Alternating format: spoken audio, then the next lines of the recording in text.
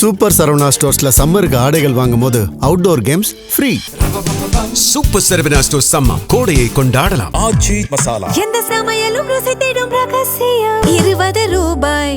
வீடுதோறும் அரசு சேவைகள் மருத்துவம் தொடர்ந்திட ஸ்டாலின் தொடரட்டும், தமிழ்நாடு வெல்லட்டும். சக்கரை நோய் சார் கரெக்டாக சொன்ன மாதிரி வெறும் உடம்புல ரத்தத்தில் இருக்கிற சக்கரை மட்டுமே கிடையாது, நம்ம உறுப்புகள் அனைத்தையும் பாதிக்கும். அது ஒரு சிஸ்டமிக் டிசீஸ். அடுத்தது சக்கரை நோயில் உங்களுக்கு காலில் ஒரு பிரச்சனை வந்துருச்சு, இதை எப்படி நீங்கள் கவனிக்கணும்னு நினச்சிங்கன்னா, நீங்கள் மிக முக்கியமானது காலதாமதம் இல்லாமல் போய் மருத்துவரை உடனே பார்த்துறோம். ஏதாவது ஒரு இடத்துல சிவப்பாக இருக்கலாம் தோல், அதை நீங்கள் கவனிக்காமல் விடும்போது தான் இன்ஃபெக்ஷன் வரும். ஸோ அதனால் சிவப்பாக இருக்கான்றதை பார்க்கணும். வீட்டில் சுத்தமாக இருக்கணும். வீட்டுக்குள்ளார சின்ன பொருட்கள் ஏதாவது காலில் அடிபடுற மாதிரியான சாமான் எதுவும் இருக்கக்கூடாது. மிக முக்கியமாக கால் வலிக்கு போடக்கூடிய க்ரீம்ஸ், ஏதாவது ஆயின்மெண்ட், சுழுக்குக்கு போடுறது, வலிக்கு போடுறது, எண்ணெய் போடுறது, இந்த மாதிரி போட்டு உருவி விடக்கூடாது. சில சமயங்களில் காயத்தோட தாக்கம் சின்னதாக இருந்தால் கூட நம்ம நோய் தடுப்பு சக்தி கம்மியாக இருக்கிறதுனால அவங்க செப்சிஸ்ன்ற நிலையில் ஐசியூலெல்லாம் அட்மிட் ஆக வேண்டிய நிலைமைக்கு வந்திருக்காங்க. கல்லோ மண்ணோ ஏதாவது இருந்தால் பட்டா கூட தெரியல, பஞ்சு மாதிரி இருக்குதுன்னு சொல்லுவாங்க சில நோயாளிகள். அது நல்லதில்லை, அது ரொம்ப கெட்டது. அந்த மாதிரி இருந்தாலும் நீங்கள் உங்களுக்கு காலில் தாக்க ஆரம்பிக்குதுன்றது அர்த்தம். அதை ஒரு வேண்டுதலாக கூட பண்ணுறாங்க. செருப்பு இல்லாமல் நான் நடந்து திருப்பதிக்கு போகிறேன், திருத்தணிக்கு போகிறேன், கோயிலுக்கு போகிறேன், வேளாங்கண்ணிக்கு போகிறேன், செருப்பு இல்லாமல் நடக்கிறது ஒரு பெரிய தியாகமாக எடுத்துக்கிறாங்க. அதை பற்றி உங்கள் கருத்து என்ன? உங்களுக்கு ஒரு தொந்தரவுன்றது தெரிந்த பிறகு உங்கள் வாழ்க்கையில் சில லைஃப் ஸ்டைல் சேஞ்சஸ் நீங்கள் பண்ணி தான் ஆகணும். நக்கீரன் நேயர்களுக்கு என் அன்பான வணக்கங்கள். நான் டாக்டர் ராஜேந்திரன் பேசுகிறேன். இந்த வாரம் ஒரு முக்கியமான ஆரோக்கியத்துக்கு உதவுகிற வகையில் சில காரியங்களை நாம் தெரிந்து கொள்ளலாம். ஒவ்வொரு குடும்பத்தில் எந்த வியாதி இருக்கோ இல்லையோ, சில வியாதிகள் இருந்தால் அது ஒரு ஸ்டேட்டஸாக கூட ஜனங்க நினச்சிக்கிறாங்க. அவருக்கு சுகருங்க, அவருக்கு பிபிங்க, அப்படி சில வியாதிகளை சமுதாயம் ஏற்றுக்கொண்டது மட்டும் இல்லாமல் அதனுடைய காம்ப்ளிகேஷன்ஸை நியாயப்படுத்தி ஒத்துக்கொள்ளுது. இதுதான் நாங்கள் மருத்துவராக பார்க்குறோம். இன்றைக்கு ஒரு முக்கியமான காரியத்தை குறித்து நம்மிடத்தில் பேசுவதற்கு டாக்டர் பேப்லோ, அவர் ஒரு பிரபல பிளாஸ்டிக் சர்ஜன் அப்படின்னு நாங்கள் அழைக்கிறது மட்டுமில்லை, அவரை அணுகி அவரால் பயன்பெற்ற அநேகரும் அவருடைய சேவையை இன்றைய தினத்தில் அனுபவித்து கொண்டு வருகிறார்கள். இவர் இன்றைக்கி நம்மகிட்ட என்னத்தை பற்றி பேசுகிறாருன்னு சொன்னால், இந்த சுகர்னால் வரக்கூடிய முக்கியமான ஒரு காம்ப்ளிகேஷன்னா அது சரிவர நம்ம கவனிக்கலை, அதுக்குள்ள மரியாதை நம்ம செய்யலை அப்படின்னா அது என்ன பண்ணும்? நம்மளை ஒரு நோயை நம்ம மதிக்கலைன்னு என்ன பண்ணோம்? அது நம்மளை மிதிக்கும். அப்போ மிதிப்படுகிறதுல முக்கியமான உடல் பகுதிகளில் ஒன்று தன்னுடைய கால்கள். ஸோ இந்த கால் நிறைய வியாதிகள்னால் அது பாதிக்கப்படுறதை பார்க்குறோம். அது இரத்த அழுத்தமாக இருக்கட்டும், ஓவர் வெயிட்டாக இருக்கட்டும், ரொம்ப நேரம் நிற்க வேண்டிய கட்டாயமாக இருக்கட்டும், இல்லை சுகராக இருக்கட்டும், ஹார்ட் ப்ராப்ளமாக இருக்கட்டும், கிட்னி ப்ராப்ளமாக இருக்கட்டும், எல்லா வகையிலையும் மாட்டிட்டு முழிக்கிற ஒரு பகுதி இந்த கால் பகுதி. இது சுகருக்கு மட்டும், அது கூட அதை விட்டு வைக்கலை. எப்படியெல்லாம் சர்க்கரை நோயாளிகள் இந்த காலை சில சமயத்தில் இழக்க வேண்டிய நிலைமை கூட வருது. இதுக்கு ஒரே ஒரு காரணம்னு நம்ம சொல்ல முடியாது, நிறைய காரணங்கள் இருக்கலாம். ஏன்னா எங்களை பொறுத்த வரைக்கும் டயபெட்டிஸ் வெறும் இரத்தத்தில் சர்க்கரையினுடைய அளவு அதிகமாக இருக்கிறது மட்டும் இல்லை, இதை சார்ந்து இன்னும் முக்கியமான 2 காரணங்களும் சேர்ந்து தான் டயபெட்டிஸ்ன்னு சொல்கிறோம். அதாவது இரத்த குழாய் பாதிப்பு, நரம்பு மண்டலம் பாதிப்பு. So it's metabolic, vascular and neural complication. இந்த 3 ஒன்றா சேர்ந்து இருக்கிற வியாதிக்கு தான் இந்த டயபெட்டிஸ். இவர் நம்ம இடத்துல நம்ம என்னென்ன சொல்ல போகிறாருன்னு சொன்னால், இந்த சுகர்னால் கால்கள் எப்படி பாதிக்கப்படுது, வாழ்க்கையினுடைய ஒரு பெரிய பங்கு இந்த கால்கள் நல்லபடியாக வச்சுக்கிறதுல இருக்குது. கால் நல்லா இல்லைன்னா மனிதனுடைய வாழ்க்கையில் ஏறக்குறைய 60-70% வீணாயிடுச்சுன்றதான் நாங்கள் சொல்கிறோம். காலே போயிடுச்சுங்க, அதுக்கு மேலே என்ன இருக்குது அப்படின்னு கூட நம்ம அங்கலாய்த்து கொள்ளுகிறோம். இதை பற்றி நம்மிடத்தில் இன்னும் தெளிவாக பேசுவதற்கு அன்போடு மருத்துவரை நாம் அழைக்கிறோம். அவரோடு என்ன சொல்லுகிறாருன்னு கேட்போம். வாங்க சார். வணக்கம் சார். நேயர்கள் அனைவருக்கும் என் அன்பார்ந்த வணக்கங்கள். இன்றைக்கி சார் சொன்ன மாதிரி நம்ம சக்கரை நோயில் வரக்கூடிய பாதிப்புகளில் முக்கியமாக காலுக்கு எந்த வகையில் பாதிப்பு வருதுன்றதை நம்ம இப்போ எடுத்து வைக்க போகிறோம். நான் உங்ககிட்ட முதல்ல சொல்ல போகிறது, சக்கரை நோயில் எதனால் கால்கள் பாதிப்பு ஏற்படுது, அந்த பாதிப்பு வராமல் தடுத்துக்கிறதுக்கு நீங்கள் என்ன பண்ணலாம், அப்படி ஒரு வேளை பாதிப்பு வந்துருச்சு அப்படின்னா நீங்கள் செய்ய வேண்டியது என்ன, இந்த 3 விஷயங்களை பற்றி தான் நம்ம பேச போகிறோம். சக்கரை நோய் சார் கரெக்டாக சொன்ன மாதிரி வெறும் உடம்பில் ரத்தத்தில் இருக்கிற சக்கரை மட்டுமே கிடையாது, நம்ம உறுப்புகள் அனைத்தையும் பாதிக்குது. அது ஒரு சிஸ்டமிக் டிசீஸ். கண்ணிலிருந்து, இருதயத்திலிருந்து, நரம்பு மண்டலத்திலிருந்து, நம்மளோட செரிமானத்துக்கு போகக்கூடிய உறுப்புகளில் இருந்து, யூரினரி ட்ராக்ட், எலும்பு, தோல், எதை வேணால் அது தாக்கலாம். சக்கரை நோயாளிகளுக்கு காலை பொறுத்த வரைக்கும் நம்மளுக்கு சில யூனிக்கான சில பிரச்சனைகள் வருது. என்னென்னா சார் சொன்ன மாதிரி ரத்த ஓட்டத்தின் தன்மையும் கம்மியாயிடுது, நரம்பு மண்டலமும் தாக்கப்படுது. ஒரு நரம்பு மண்டலம் தாக்கப்படுது அப்படின்னா 2 வகையில் நரம்பு மண்டலம் தாக்கப்படலாம். ஒன்று சொரணை எடுத்துகிட்டு போகிற நரம்பும் தாக்கப்படலாம், இன்னொன்று தசைகள் இயங்கக்கூடிய செயல் நரம்புகளும் தாக்கப்படுது. இது இரண்டும் சக்கரை கண்ட்ரோலாக இல்லாத பொழுது, சீக்கிரமே பாதிப்பு வரும் பொழுது அந்த நோயாளிக்கு பார்த்திங்கன்னா காலில் சொரணை கம்மியாயிடுது. அந்த சொரணை கம்மியாகிறது மட்டும் இல்லாமல் தசைகள் பலவீனமாகும் போது அந்த பாதத்தோட ஷேப்பும் மாறிடுது. அந்த ஷேப்பு மாறும் போது விரல்கள் மடங்கி போயிட்டு அந்த பாதத்தோட அமைப்பு மாறும் பொழுது, அவங்க கால் ஊனி நடக்கும் பொழுது அந்த தரையில் ஏற்படக்கூடிய ப்ரெஷரின் தாக்கம் எலும்பு எங்கெல்லாம் தோலில் அதிகமாக ப்ரெஷர் கொடுக்குதோ அங்கே அந்த பேஷண்ட்டுக்கு ஒரு காப்பு காய்க்கிற மாதிரி வந்துடுது. இந்த காப்பு காய்ச்ச பிறகும் அவங்களுக்கு வலி உணர்ச்சி இல்லாததுனால அவங்க பெரும்பாலும் வெறுங்காலில் நடக்கும் பொழுது அந்த காப்புக்கு கீழே ஒரு புண் ஏற்பட்டு அந்த இடத்துல இன்ஃபெக்ஷன் கிருமி தாக்கம் வந்துடுது. இதையும் அந்த பேஷண்ட் வலி இல்லாததுனால உணராதது, பெரும்பாலும் தாமதமாக தான் டாக்டர்கிட்ட சேர்றாங்க. இது வரும்பொழுது தான் நம்மளுக்கு பிரச்சனை வருது.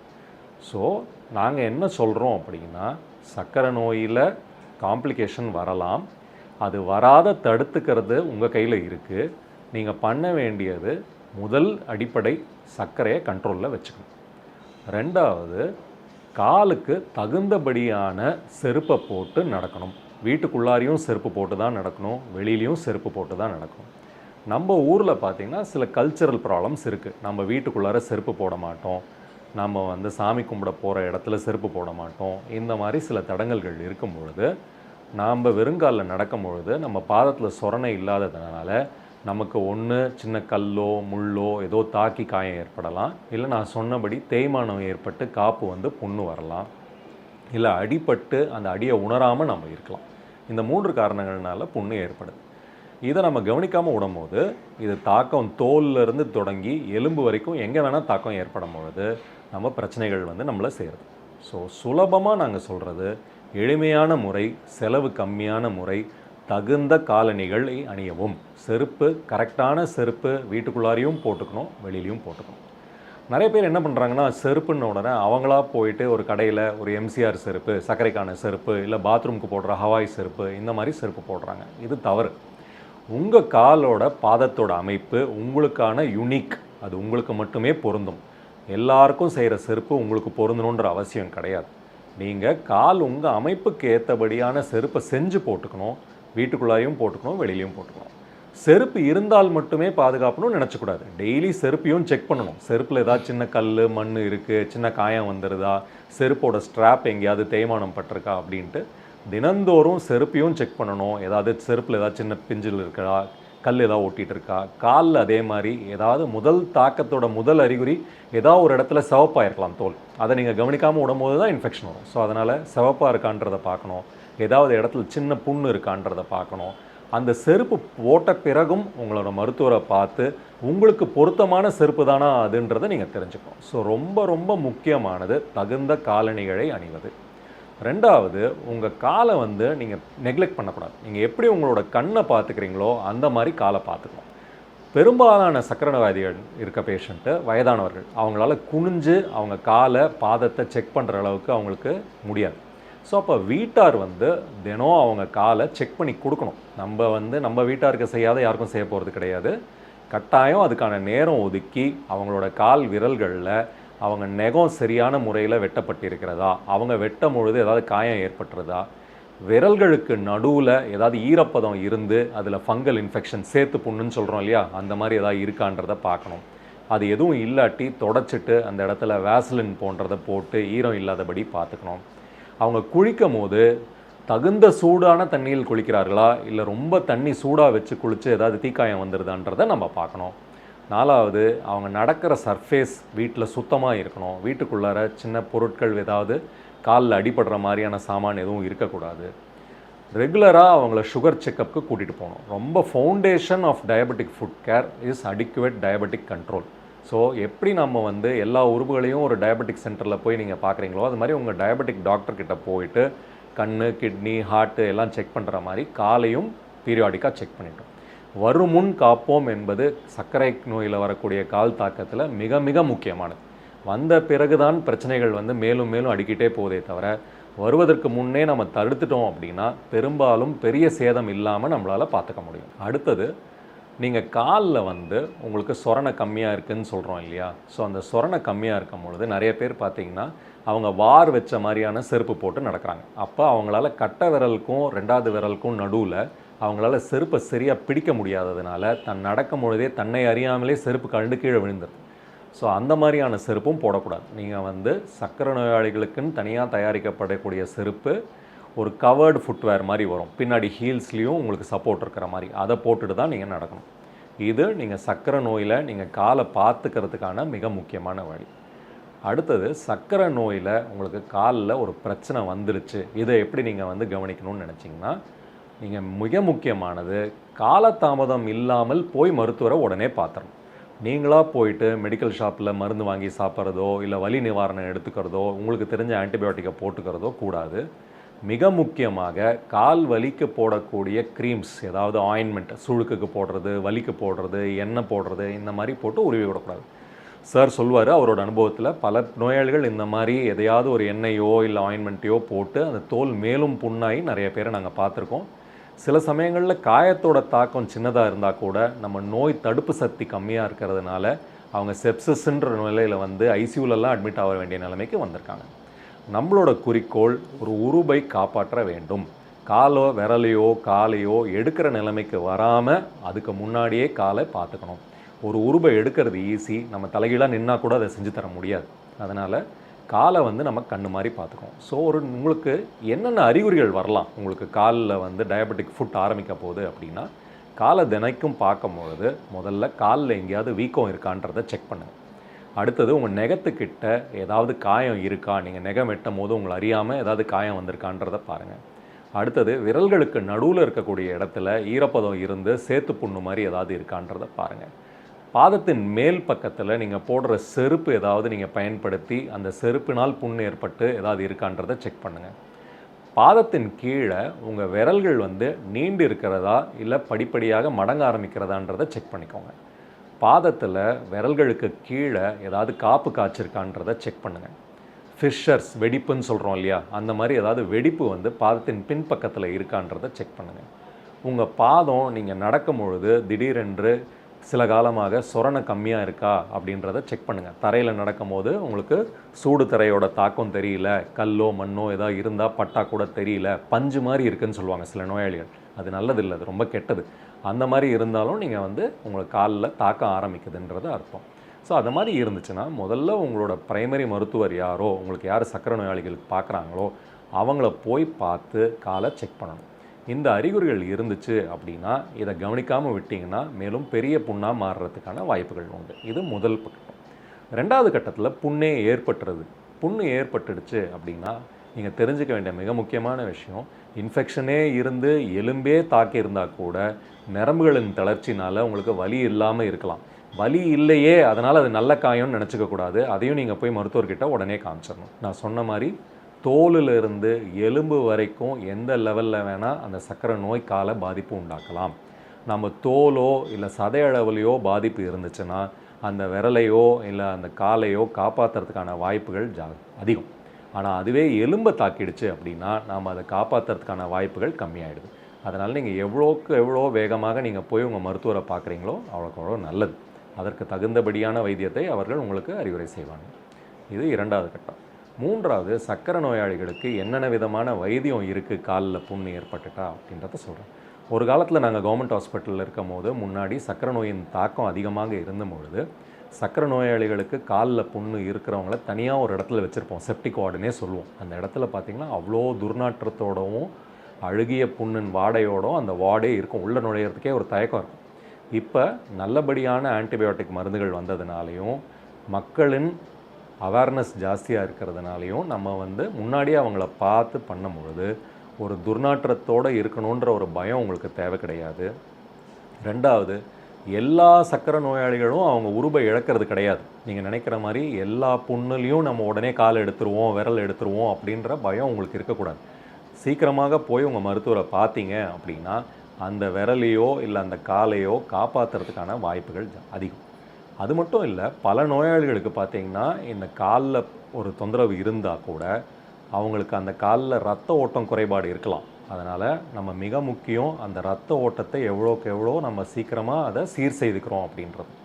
நான் சொன்ன மாதிரி சர்க்கரை ஒரு உருவை தாக்கிறது இல்லை, கண்ணை தாக்கி இருக்கலாம், இருதயத்தில் பிரச்சனை இருக்கலாம். இதெல்லாம் இருக்கும் பொழுது நம்ம சரியான மருத்துவமனைக்கு போயிட்டு முறையான வைத்தியம் பண்ணிக்கிட்டீங்க அப்படின்னா அந்த காலை காப்பாற்றுறதுக்கான வாய்ப்புகள் அதிகம்.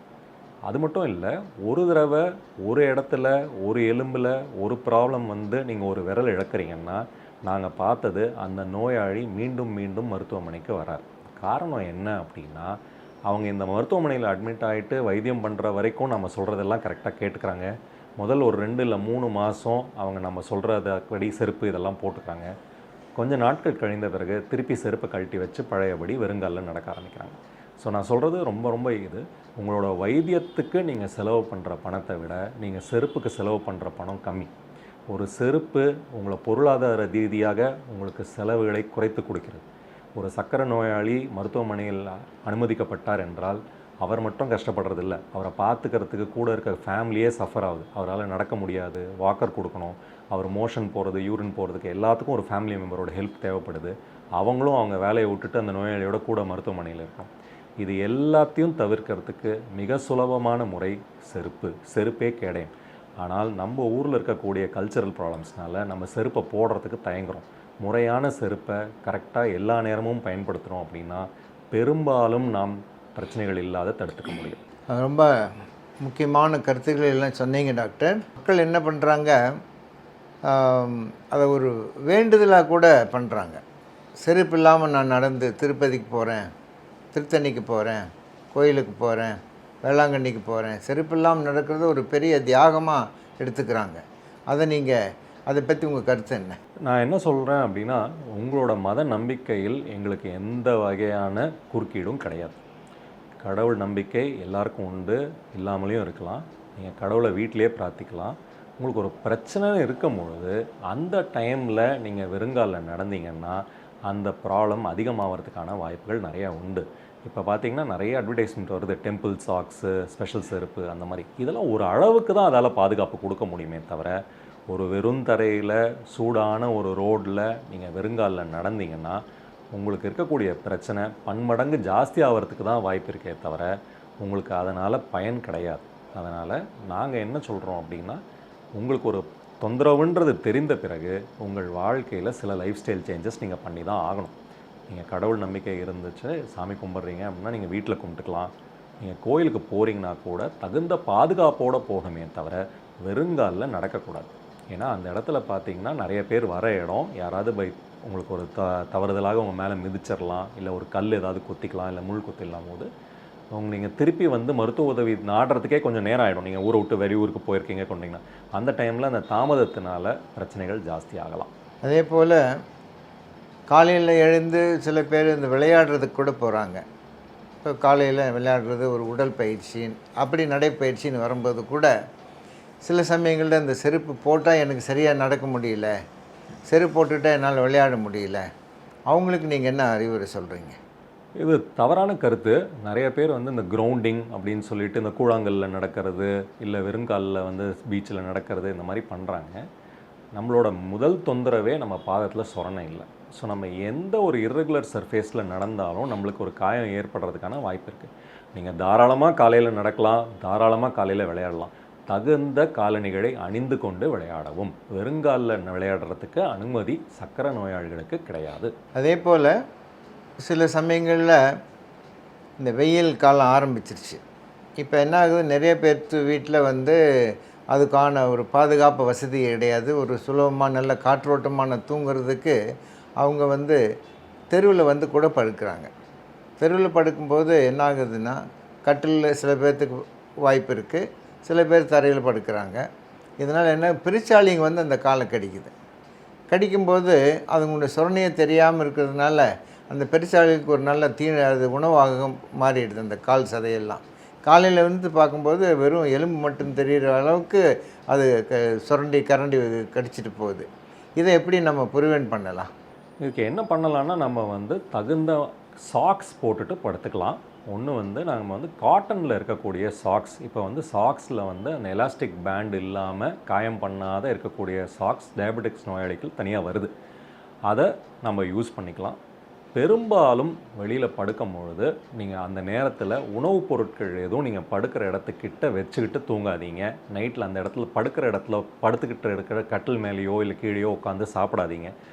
உணவு நீங்கள் எடுத்துக்கிற இடமும் நீங்கள் உறங்குற இடமும் வெவ்வேறையாக இருக்க வேண்டாம். நீங்கள் உணவோட அந்த வாடைக்காக தான் அந்த எலியோ இல்லை பெருச்சாலியோ இரவில் வந்து நீங்கள் படுத்துருக்கிற இடத்துக்கிட்ட வரும்.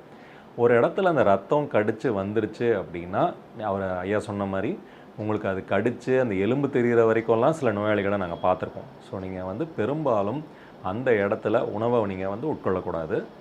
தகுந்த சாக்ஸ் போட்டுக்கிட்டீங்க அப்படின்னா ஒரு சின்ன ப்ரொடெக்ஷன் உங்களுக்கு இருக்கும் அந்த இடத்துல.